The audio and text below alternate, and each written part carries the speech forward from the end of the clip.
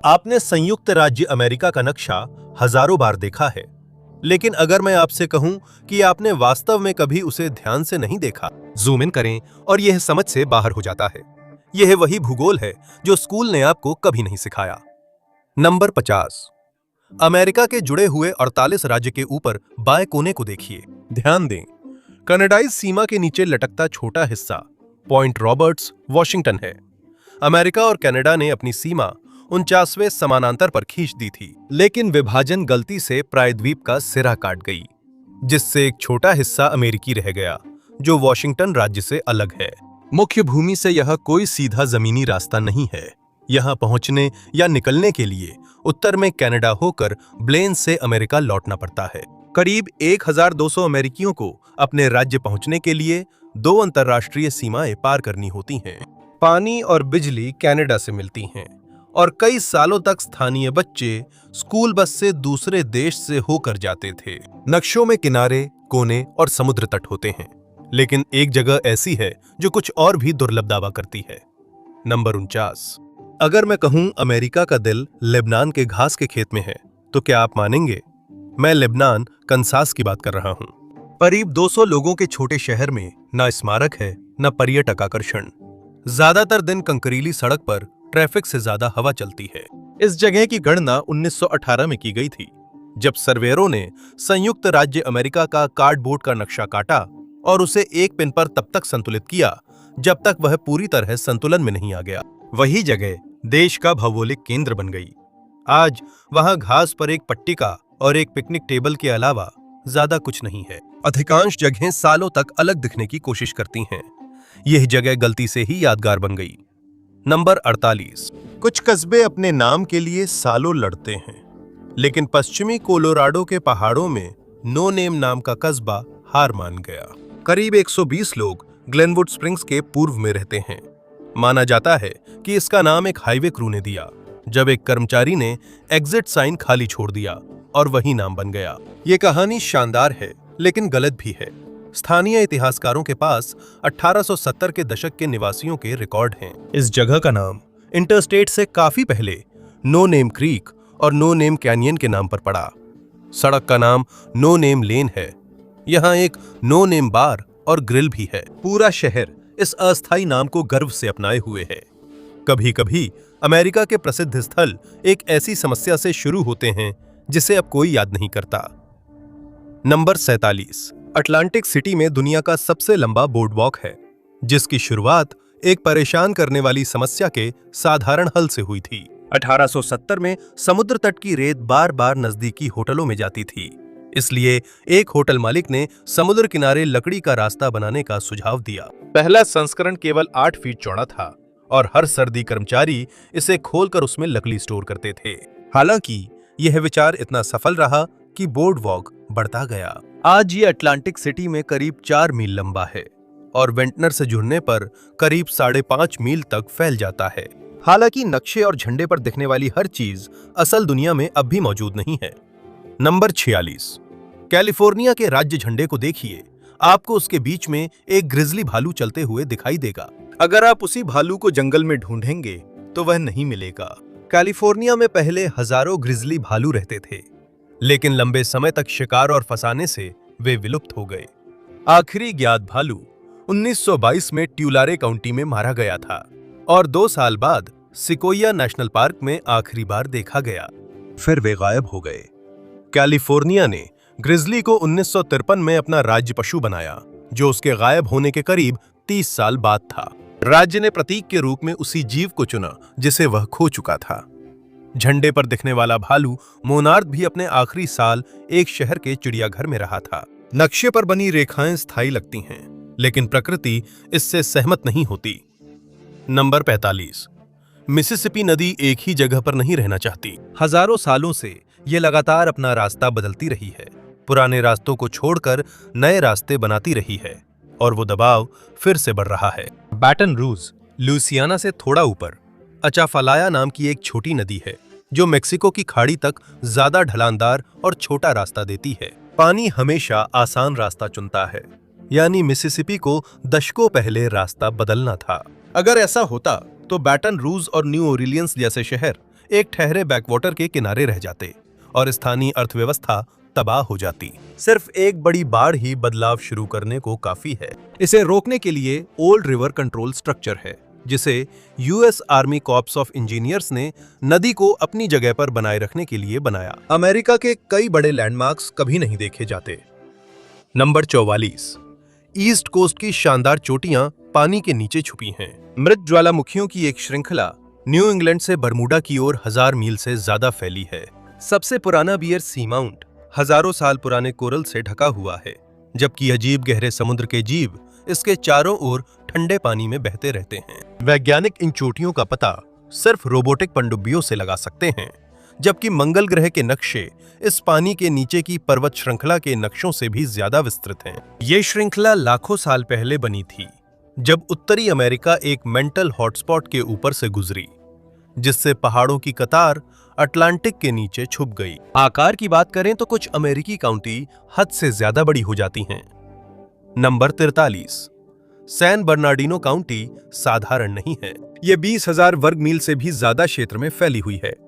ये इसे 9 अमेरिकी राज्यों से भी बड़ा बना देता है। आप रोड आइलैंड, डेलावेयर, कनेक्टिकट, हवाई, new Jersey, new Hampshire, Massachusetts, Maryland या वर्मोंट को इसकी सीमाओं में रख सकते हैं, फिर भी जगह बच जाएगी। ये लॉस एंजलिस के किनारे से लेकर नेवादा की सीमा तक फैला हुआ है।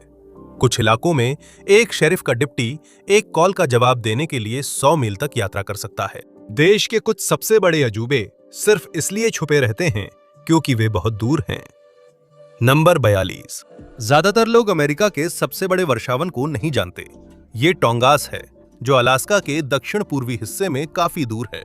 ये जंगल लगभग 17 मिलियन एकड़ में फैला हुआ है। इसका विशाल आकार समझना मुश्किल है। आप इसके अंदर स्विट्जरलैंड या डेनमार्क को समा सकते हैं। दशकों से टोंगास एक कड़वी लड़ाई का केंद्र रहा है। लकड़हारे इन्हें कीमती लकड़ी का स्रोत मानते हैं, लेकिन संरक्षणवादी कहते हैं कि ये पेड़ कटने पर फिर वापस नहीं आ सकते। इनमें से कुछ पेड़ तब भी थे जब कोलंबस अमेरिका आया था। एक अकेला फैसला सदियों तक एक देश को आकार दे सकता है। यह फैसला लगभग उल्टा हो गया था। नंबर 41, ऐसा लगता है वॉशिंगटन डीसी हमेशा राजधानी बनने के लिए बनी थी, लेकिन गृहयुद्ध के बाद इसे स्थानांतरित करने का गंभीर अभियान चला। इसके पीछे कारण सीधा था। देश जो तेजी से पश्चिम की ओर फैल रहा था, उसके लिए सुदूर पूर्वी तट पर राजधानी रखना ज्यादा समझदारी नहीं थी। कई लोगों ने सरकार की सीट केंद्र के करीब लाने की बात कही। 1869 में समर्थक सेंट लुइस को आदर्श विकल्प मानकर एकत्र हुए, लेकिन तब तक वॉशिंगटन बहुत स्थापित हो चुका था। सरकार ने संघीय इमारतों में काफी पैसा लगा दिया था, जिसमें नया बना कैपिटल डोम भी शामिल था। पूर्वी राजनेता इन्हें छोड़ने के लिए कभी उत्साहित नहीं थे। यह विचार कई बार आया, लेकिन नतीजा हमेशा वही रहा। बहुत कुछ बन चुका था, ताकत भी थी, इसलिए राजधानी वहीं रही। इतिहास हमेशा उम्मीद के मुताबिक नहीं बनता। कभी कभी ये ब्राउनस्टोन नंबर 40 में भी शुरू होता है। 1520 सेजविक एवेन्यू का संगीत इतिहास में एक खास स्थान है। 11 अगस्त 1973 को किशोर क्लाइव कैम्पबेल यानी डीजे कूल हर्थ ने बैक टू स्कूल पार्टी रखी। डीजेइंग के दौरान उसने नोट किया कि ड्रम ब्रेक्स पर लोग बेहद उत्साहित होते हैं, तो उसने उन्हीं ब्रेक्स को लंबा करना शुरू कर दिया।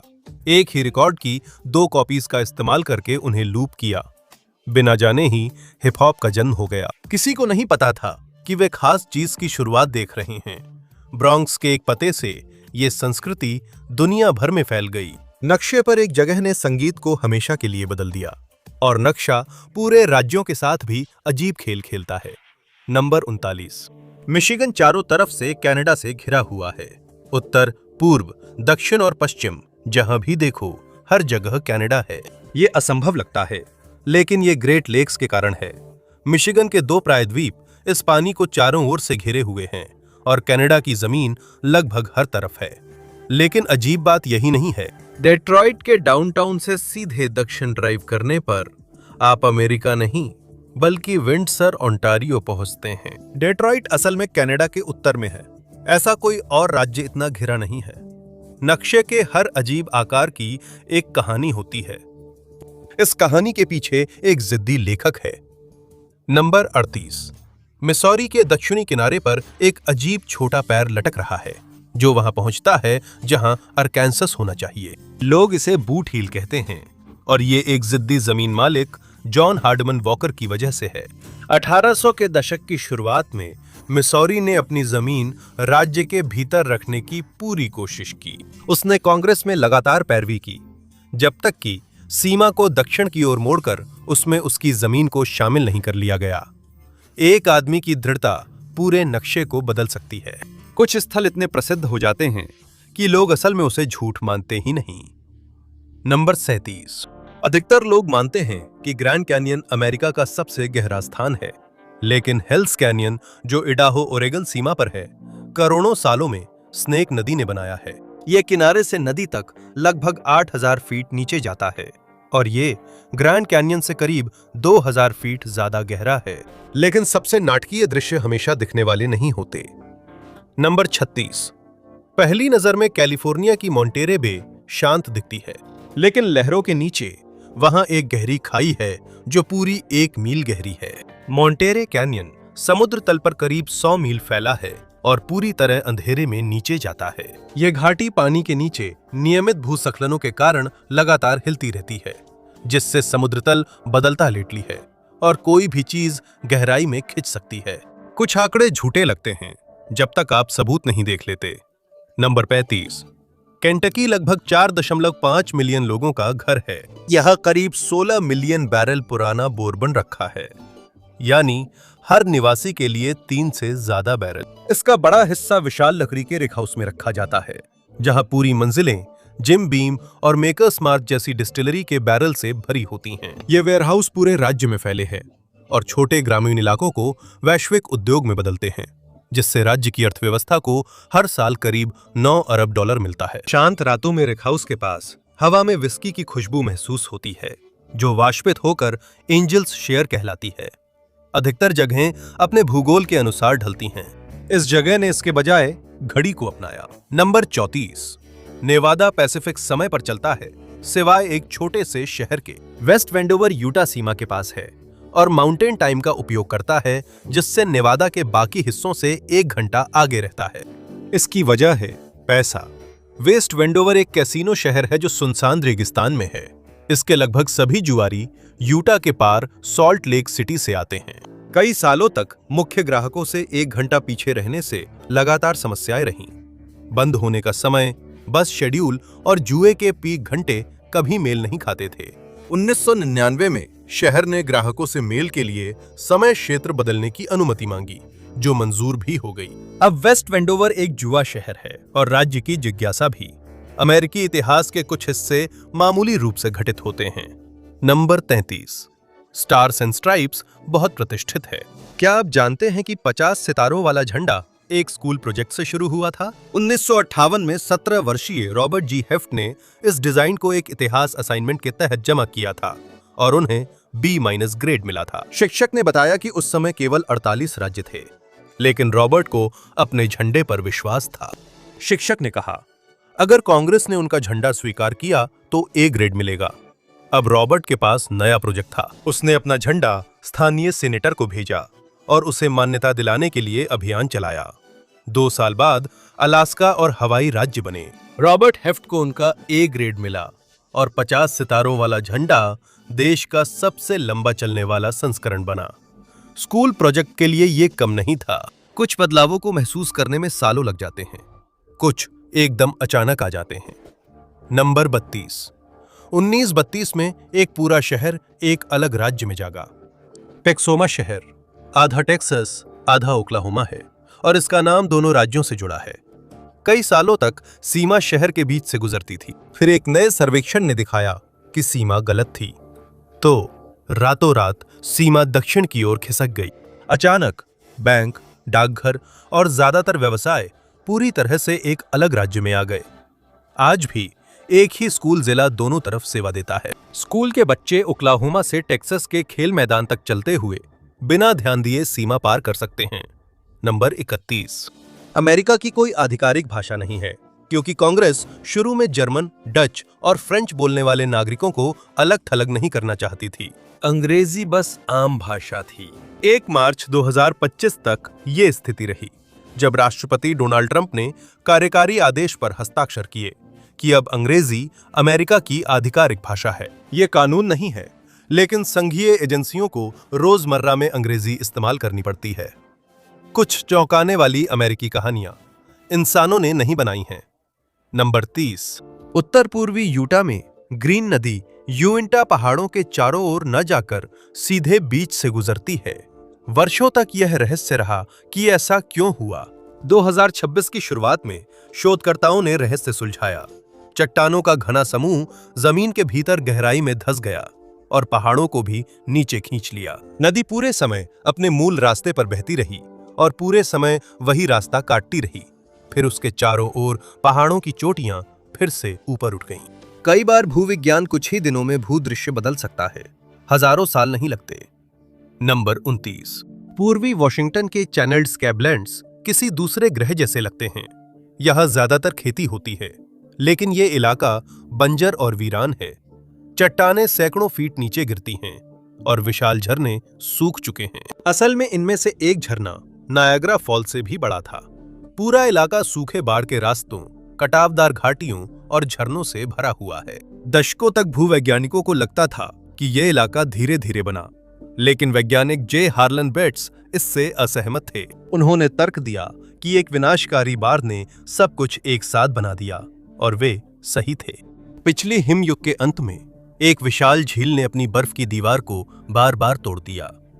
पानी की विशाल दीवारें पूरे क्षेत्र में दौड़ीं और कुछ ही दिनों में मिट्टी हटाकर चट्टानें उजागर कर दीं। कई दशकों बाद ब्रेट्स को 98 वर्ष की उम्र में मृत्यु से 2 साल पहले पेनरोज मेडल, भूविज्ञान का सबसे बड़ा सम्मान मिला। कई बार इतिहास का सबसे प्रसिद्ध संस्करण ही सबसे कम सटीक होता है। नंबर 28। हॉलीवुड काउबॉय को मैदानों में अकेले घूमते दिखाता है, जबकि असली कहानी इससे कहीं ज्यादा दिलचस्प है। गृह युद्ध के बाद टेक्सास से रेल मार्गों की ओर मवेशियों के काफिले उत्तर बढ़े, जिनमें हर 4 में से एक काउबॉय अश्वेत था। उनमें से कुछ लोग गुलामी में पैदा हुए थे और मैदानों के सबसे बेहतरीन घुड़सवार बन गए। चरम पर 5 से 9 हजार अश्वेत काउबॉय मैदानों में मवेशियों को संभालते थे। अश्वेत काउबॉय बिल पिकेट ने रोडियो में स्टीयर रेसलिंग तकनीक ईजाद की, जो आज भी प्रचलित है। वो 1920 के दशक में फिल्मों में दिखने वाले पहले अश्वेत काउबॉय स्टार भी थे। एक और बेस रीव्स गुलामी से भाग निकले और एक डिप्टी यूएस मार्शल बने। अमेरिका में कई जगहों के नाम बिना सोचे रखे गए हैं। कुछ कस्बों के नाम तब पड़ जाते हैं जब सब हार मान लेते हैं। नंबर 27। नॉर्थ कैरोलिना में वाई नॉट नामक कस्बा है, जिसका नाम स्थानीय लोगों की नामकरण पर निराशा से पड़ा, क्योंकि हर सुझाव पर बहस हो जाती थी। घंटों बीत गए और कोई भी सहमत नहीं हो पाया। आखिरकार एक थका हुआ निवासी ने हाथ उठाकर कहा, क्यों ना इसे वाई नॉट ही कह दें। कमरे में सभी सहमत हुए और वही नाम रखा गया। आगंतुक अक्सर कस्बे के साइनबोर्ड की फोटो लेते हैं, फिर पास के इरा, नॉर्थ कैरोलिना जाते हैं। कई बार अच्छे कस्बों के नाम भी गलती से रखे जाते हैं। अमेरिका अपने फास्ट फूड के शौक के लिए मशहूर है, इसलिए अगला उदाहरण हैरान करता है। नंबर 26। मैकडॉनल्ड्स दुनिया के सबसे प्रसिद्ध ब्रांड्स में से एक है, जो हर गली के कोने पर नजर आता है। देश भर में 13,000 से ज्यादा मैकडॉनल्ड्स रेस्टोरेंट हैं, लेकिन अमेरिका में लाइब्रेरी शाखाएं और बुक मोबाइल्स इनसे भी ज्यादा 17,000 से अधिक हैं। हर गोल्डन आर्च के मुकाबले 1 से ज्यादा लाइब्रेरी हैं। और कुछ समुदायों में ये सिर्फ किताबें लेने की जगह नहीं है। कुछ लाइब्रेरी औजार, बीज, मछली पकड़ने की छड़ी और टेलीस्कोप भी देती हैं, जो हैप्पी मील में नहीं मिलते। क्या आप जानते हैं अमेरिका का सबसे लोकप्रिय शहर कौन सा है? चलिए पता करते हैं। नंबर 25। अगर आप अमेरिका के हर वॉशिंगटन नामक शहर जाना चाहें, तो इसमें करीब 3 महीने लगेंगे। अमेरिका में वॉशिंगटन नाम के 88 शहर हैं, जो सबसे आम शहर का नाम है। जो देशभक्ति श्रद्धांजलि के रूप में शुरू हुआ, वो राष्ट्रीय प्रवृत्ति बन गया और कभी रुका नहीं। दूसरे स्थान पर स्प्रिंगफील्ड है, जिसका नाम 41 शहरों में है। तो 200 साल बाद भी जॉर्ज वॉशिंगटन अमेरिका को आकार देना जारी रखते हैं। कुछ जगहों को उनका नाम इतिहास से मिलता है, दूसरों को उनके रवैये से। नंबर 24। अल्मा कोलोराडो पहुंचने के लिए चढ़ाई करनी पड़ती है। समुद्र तल से 10,600 फीट ऊंचाई पर स्थित ये अमेरिका का सबसे ऊंचा नगर है। लगभग 300 लोग वहां पूरे साल रहते हैं, पतली हवा और कठोर सर्दियों का सामना करते हुए। मुख्य सड़क माउंट मिशेल की चोटी से भी करीब 4,000 फीट ऊंची है, जो मिसिसिपी नदी के पूर्व में सबसे ऊंचा पर्वत है। स्थानीय बार खुद को अमेरिका का सबसे ऊंचा बार बताता है, जहां ऊंचाई के कारण बियर ज्यादा असर करती है। हर शहर की शुरुआत होती है। अगला शहर जुए से शुरू हुआ था। नंबर 23। एरिजोना का नाम एक हाई स्टेक्स कार्ड गेम से पड़ा, जिसमें दो पशुपालक खेत के मालिक को लेकर झगड़ रहे थे। कोर्ट में लड़ने के बजाय उन्होंने इसे एक ही ड्रॉ से तय कर लिया। खेत उसी को मिलेगा जो सबसे छोटी ताश निकालेगा। एक आदमी ने 2 ऑफ क्लब्स पलटा और सब कुछ जीत लिया। हारने वाला चला गया। जीतने वाले के नाम पर भविष्य का शहर रखा गया। आज मुख्य सड़क ड्यूस ऑफ क्लब्स है और शहर में 2 ऑफ क्लब्स का चिन्ह दिखता है। कहते हैं जिंदगी रास्ता ढूंढ लेती है और अगला स्थान इसका सबूत है। नंबर 22। नेवादा के रेगिस्तान में एक संकरी दरार गहरे पानी से भरी गुफा डेविल्स होल में जाती है, जहां केवल डेविल्स होल पफिश रहती है। ये मछलियां बेहद दुर्लभ हैं और पूरी धरती पर कहीं और नहीं पाई जाती। पूरी प्रजाति इस गहरे गड्ढे के किनारे पर धूप में चमकती पतली सी पानी की परत पर निर्भर करती है। आज केवल लगभग 200 की आबादी ही बची है और चरम जलवायु परिवर्तन इस झुंड को विलुप्ति के खतरे में डाल रहे हैं। अधिकांश समुदाय अपनी जमीन के अनुसार खुद को ढाल लेते हैं।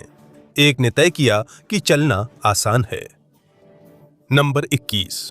1800 के शुरुआती वर्षों में खनिकों ने मिनेसोटा के हिबिंग शहर के ठीक नीचे पृथ्वी का सबसे समृद्ध लौह अयस्क खोजा। यह खोज इतनी कीमती थी कि इसे पाना जरूरी था, इसलिए शहर हटा दिया गया। मजदूरों ने घर, होटल और स्कूल तक रोलर्स पर उठा लिए। घोड़े और भाप इंजन इमारतों को लगभग 2 मील दूर ले गए। फिर खनिकों ने पुराने शहर की जगह खोद दी। इस प्रक्रिया में कई साल लगे, लेकिन कई इमारतें आज भी मौजूद हैं। हिमयुग ने महाद्वीप बदल दिया, पर किसी तरह एक इलाका अछूता रह गया।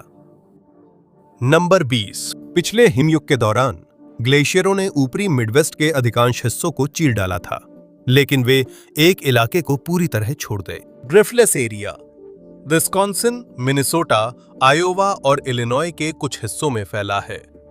ग्लेशियरों ने इलाके को समतल किया, बर्फ चारों ओर बटी और बह गई। अब समतल खेतों की जगह खड़ी चट्टानें हैं। गहरी घाटियां पहाड़ियों को चीरती हैं।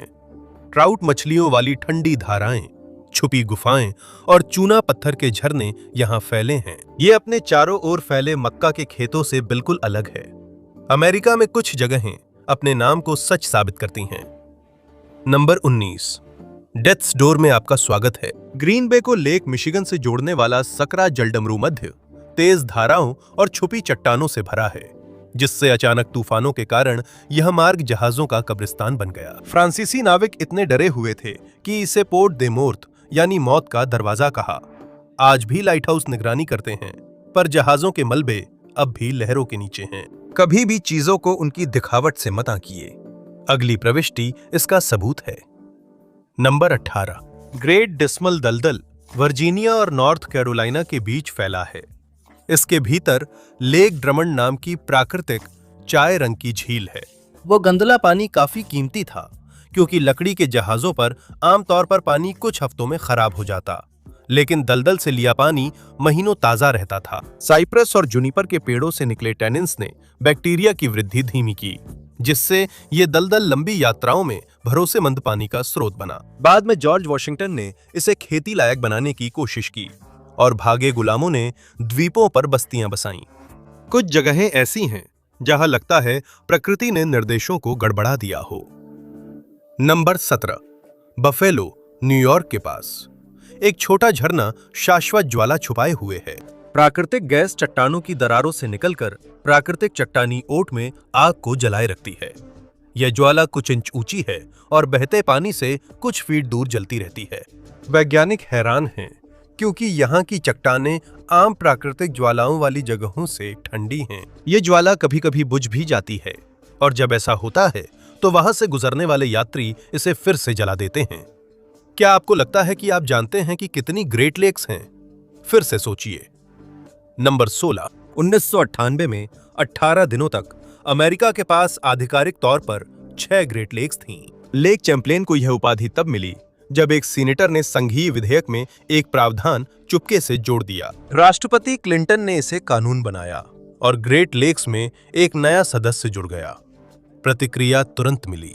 चैंपलेन आकार में 5 झीलों से छोटी थी और मिडवेस्ट के सांसद इसे साझा करने से खुश नहीं थे। सिर्फ 18 दिन बाद कांग्रेस ने फैसला बदल दिया। लेक चैंपलेन की स्थिति गई, पर वर्मोंट को संघीय फंडिंग मिलती रही। कम से कम एक फायदा था, इतिहास नाटकीय पलों से भरा हुआ है। ये कहानी उस बारे में है जो तब हुआ जब सबका ध्यान हट गया। नंबर 15। 1861 में न्यूयॉर्क की एक कम्युनिटी ने बड़ा फैसला लिया। टाउन लाइन ने अमेरिका छोड़ कॉन्फेडरेसी का समर्थन करने के लिए वोट किया। ये एक ऐसा कदम था जिसका ज्यादा मतलब नहीं था। ये कस्बा बफेलो के पास स्थित था, जो दक्षिण से लगभग 1000 मील दूर था। जैसे जैसे युद्ध चलता रहा, लोग देश के खुद को तोड़ने में इतने व्यस्त हो गए कि सबने अपनी वफादारी को ही भूल गए। दशकों तक टाउन लाइन आधिकारिक रूप से यूनियन में नहीं लौटा। 85 साल बाद 1946 में किसी ने यह सवाल उठाया। राष्ट्रपति ट्रूमैन ने निवासियों को पत्र भेजा, जिससे मतदान कर कस्बे ने दोबारा शामिल होने का फैसला किया। कभी कभी कोई समस्या हजारों सालों में बनती है। नंबर 14। पानी यूटा की ग्रेट सॉल्ट लेक में आता है और बाहर नहीं जाता। हर नदी अपने खनिज झील में छोड़ती है और समुद्र तक रास्ता न होने से ये खनिज बाहर नहीं जाते। पानी उड़ जाता है, लेकिन नमक रह जाता है। हजारों सालों में झील समुद्र से ज्यादा खारी हो गई। तैराक उसमें कॉर्क की तरह तैर सकते हैं। वहां सिर्फ ब्राइन झींगा ही जीवित रह सकता है। फिर वहां एक रेलवे कॉजवे है जो झील को 2 हिस्सों में बांटता है, क्योंकि दोनों तरफ का पानी मुश्किल से ही आपस में मिलता है। एक तरफ का रंग अक्सर नीला हरा दिखता है, जबकि दूसरी तरफ का रंग चमकीला गुलाबी हो जाता है। इन खनिजों के साथ एक बड़ी समस्या है। 2020 के दशक के मध्य में झील रिकॉर्ड निचले स्तर तक सिकुड़ गई थी। झील का खुला तल अब आर्सेनिक युक्त धूल सॉल्ट लेक सिटी भेजने लगा, जिससे अधिकारियों को इस पर मौसम संबंधी खतरे की तरह नजर रखनी पड़ी। खनिज निकासी बढ़ने के साथ हालात और भी खराब होने वाले हैं। हालांकि कभी-कभी प्रकृति चीजों को बदलना पसंद करती है। नंबर 13। मोनो लेक कैलिफोर्निया में पत्थर का जंगल बना है। झील के तल से खनिज युक्त झरने उठते हैं, जिससे टूफा नामक विचित्र चूना पत्थर की मीनारें बनती हैं। सदियों तक ये सतह के नीचे छुपी रहीं। फिर लॉस एंजलिस ने झील में पानी लाने वाली धाराओं का रुख बदल दिया। पानी का स्तर गिरते ही ये मीनारें उभर आईं और पत्थर का जंगल बन गया। आखिरकार अदालत ने लॉस एंजलिस को पानी की निकासी घटाने का आदेश दिया, जिससे झील फिर भरने लगी। अधिकतर आपदाएं एक ही दिन में आ जाती हैं, लेकिन अगली आपदा आने में पीढ़ियां लग गईं। नंबर 12। एक सदी पहले हॉलैंड आइलैंड मैरीलैंड की चेसापीक बे में एक समृद्ध समुदाय था। करीब 360 निवासियों के साथ वह उनके लिए सब कुछ था। घर, दुकानें, एक चर्च, एक स्कूल और एक बेसबॉल टीम। आज वो लगभग गायब हो चुका है। ये द्वीप नरम कीचड़ और मिट्टी पर बसा था और खाड़ी ने इसे धीरे धीरे निगल लिया। जैसे जैसे कस्बा सिकुड़ता गया, परिवारों ने अपने लकड़ी के घरों को एक एक करके मुख्य भूमि पर तैरा कर ले जाना शुरू कर दिया। एक घर सबसे ज्यादा समय तक टिका रहा, क्योंकि मालिक ने पानी को बाहर रखने के लिए उसके चारों ओर बालू की बोरियां लगा दी थीं। 2010 में हॉलैंड द्वीप का आखिरी घर भी खाड़ी में गिर गया। ज्वार उतरने पर जहां कभी चर्च का कब्रिस्तान था, वहां पानी से कुछ टूटे हुए कब्र के पत्थर अब भी बाहर दिखते हैं। बिना किसी व्याख्या के मिले सबूत से ज्यादा परेशान करने वाले रहस्य बहुत कम होते हैं। नंबर 11। डेथ वैली के रेस ट्रैक प्लाया में भारी चट्टानें अपने आप रेगिस्तान में फिसलती हैं और पीछे लंबी लकीरें छोड़ती हैं। इनमें से कुछ सैकड़ों पाउंड वजनी होते हैं, फिर भी सूखी मिट्टी पर आसानी से फिसलते हैं। दशकों तक इसका कारण कोई नहीं जान पाया।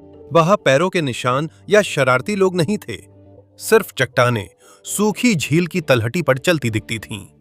लोग इसका कारण तेज हवा, चुंबकीय शक्तियां या एलियंस मानते थे। फिर 2014 में वैज्ञानिकों ने इसे होते हुए देख लिया। बारिश के बाद रात भर में बर्फ की पतली परतें बन जाती हैं। सुबह होते होते बर्फ टूटकर कीचड़ पर तैरने लगती है। हल्की हवा इसे आगे बढ़ा देती है और चट्टानें भी साथ चलने लगती हैं। अब सबसे छोटी बस्तियों की बारी है, जिनसे डरावनी कहानियां जुड़ी रहती हैं। नंबर 10, कलावाओ काउंटी, हवाई, जहां अब 100 से कम लोग रहते हैं। एक सदी से भी ज्यादा समय तक ये कोई विकल्प नहीं था और किसी को भी वहां से जाने की अनुमति नहीं थी। एक सदी से भी ज्यादा समय तक यह एक कुष्ठ रोगियों की कॉलोनी के रूप में काम करता रहा। मरीजों को परिवार से अलग कर यहां भेजा जाता था।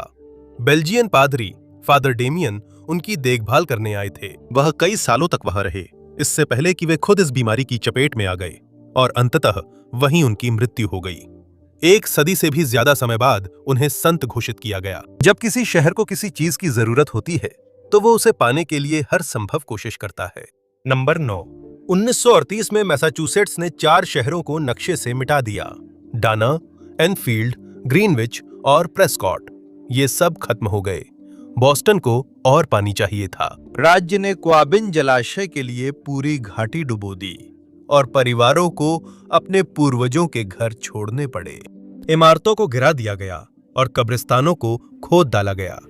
यहां तक कि मृतकों को भी स्थानांतरित होना पड़ा। फिर घाटी को सील कर दिया गया और उसे भरने दिया गया। आज यह जलाशय बॉस्टन क्षेत्र के लाखों लोगों को पानी देता है। सूखे में पुरानी सड़कें और पत्थर की नीमें दिखती हैं। कई बार नक्शा समझने का सबसे अच्छा तरीका है उसे ऊपर से देखना। नंबर 8, अधिकतर लोग जॉर्जिया को खेतों और आड़ू के बागों की तरह सोचते हैं, लेकिन फिर वे ब्रेस्टाउन बॉल्ड देखते हैं। 4800 फीट की ऊंचाई पर यह राज्य का सबसे ऊंचा स्थान है, जहां साफ दिन में जॉर्जिया, टेनेसी, नॉर्थ कैरोलिना और साउथ कैरोलिना एक साथ दिखते हैं। कभी कभी लोग अटलांटा को लगभग 80 मील दूर से देख सकते हैं। जो दिखता है वह धोखा दे सकता है, और अगले मामले में तो बहुत ज्यादा। नंबर 7, पैंडो एक जंगल जैसा दिखता है, लेकिन यह जंगल नहीं है। यूटा की पहाड़ी पर लगभग 100 एकड़ में फैले हुए हैं करीब 47,000 क्वेकिंग एस्पन के पेड़। हर तना आनुवांशिक रूप से एक जैसा है और एक ही भूमिगत जड़ प्रणाली से जुड़ा हुआ है। यह विशाल जंगल एक ही जीवित जीव है। वैज्ञानिक मानते हैं इसकी जड़ें हजारों साल से जीवित हैं। वजन में यह पृथ्वी की सबसे भारी जीवित चीज हो सकती है, जो ब्लू व्हेल या विशाल सेक्वोया से भी भारी है, लेकिन यह खतरे में है। हिरण, सूखा और बीमारी इसे धीरे धीरे कमजोर कर रहे हैं। इसके चलते संरक्षण प्रयास और संरक्षित क्षेत्र बनाए गए, जहां नई कोपलें फिर से उग रही हैं। हर चीज हिमयुग में जीवित नहीं रहती, कुछ चीजें बस जाने से इनकार कर देती हैं। नंबर 6, वर्जीनिया का सबसे ऊंचा पहाड़ एक खोया हुआ जंगल समेटे हुए है। माउंट रोजर्स की चोटी के पास वह स्प्रूस और फिर के पेड़ों का एक हिस्सा है। ये वही जंगल है जैसा आप सैकड़ों मील उत्तर में कनाडा में देखने की उम्मीद करेंगे। ये हिमयुग की एक निशानी है। हिमनद हटने पर यह ठंड पसंद जंगल दक्षिण से लगभग गायब हो गए, लेकिन माउंट रोजर्स की ठंडक से वहां इनका छोटा हिस्सा बचा रहा। आज एपलाचियन ट्रेल के यात्री चौड़ी पत्ती वाले जंगलों से निकलकर खुद को उत्तरी जंगल जैसे पेड़ों के बीच पाते हैं। अधिकांश कस्बे और शहर व्यापार, यातायात या विकास के लिए बनते हैं, लेकिन इस शहर का उद्देश्य अलग था। नंबर 5, केयर फ्री एरिजोना अपने नाम को गंभीरता से लेता है। इसकी सड़कों में इजी स्ट्रीट, पोहम रोड और नॉनचलेंट एवेन्यू है। पूरा शहर ही धीमी गति को ध्यान में रखकर बनाया गया था। डेवलपर्स ने इसे 1950 के दशक में शहर की भागदौड़ से दूर एक रिट्रीट के रूप में बनाया था, और यही थीम यहां कायम रही। यहां दिशा निर्देश देना मजाक जैसा लगता है। इजी स्ट्रीट पर बाएं और ट्रैंक्विल ट्रेल पर दाएं मुड़ें, यही असल रास्ता है। और भी खास बातें हैं। शहर के केंद्र में पश्चिमी गोलार्ध की सबसे बड़ी सनडाइल्स में से एक है। कभी कभी एक गलती ऐसी श्रृंखलाबद्ध प्रतिक्रिया शुरू कर सकती है जिसकी किसी ने कल्पना भी नहीं की होती। नंबर 4, 1980 में एक ऑयल ड्रिलिंग क्रू ने लुइसियाना की लेक पेन की तली को छेद दिया और एक नमक की खान का पता लगाया। ड्रिल से छेद होते ही झील का पानी बहने लगा। एक विशाल भंवर बना और उसने ड्रिलिंग रिग को निगल लिया। फिर बार्ज, फिर पेड़ और पास के एक द्वीप का हिस्सा भी। एक नहर ने दिशा बदलकर गड्ढे में उल्टी बहना शुरू कर दिया, जिससे लुइसियाना का सबसे ऊंचा झरना बन गया। सौभाग्य से कोई हताहत नहीं हुआ। अफरा तफरी के बाद लेक पेन राज्य की सबसे गहरी झील बनी, लेकिन कुछ उपलब्धियों के साथ चेतावनी भी आती है। नंबर 3, ज्यादातर राज्यों में सबसे ऊंचा स्थान किसी पहाड़ की चोटी पर होता है, लेकिन कनेक्टिकट को छोड़कर इसका सबसे ऊंचा बिंदु माउंट फ्रिजल की ढलान के बीच में स्थित है। असल चोटी तो सीमा के उस पार मैसाचुसेट्स में है, तो कनेक्टिकट की सबसे ऊंची जगह असल में किसी और के पहाड़ की है। ये वैसा ही है जैसे आप सबसे ऊंची इमारत के मालिक बने, पर आपके पास सिर्फ तीसरी मंजिल हो। हर संस्कृति की कहानियां और दंतकथाएं होती हैं, जिनमें कभी कभी सच्चाई भी छुपी होती है।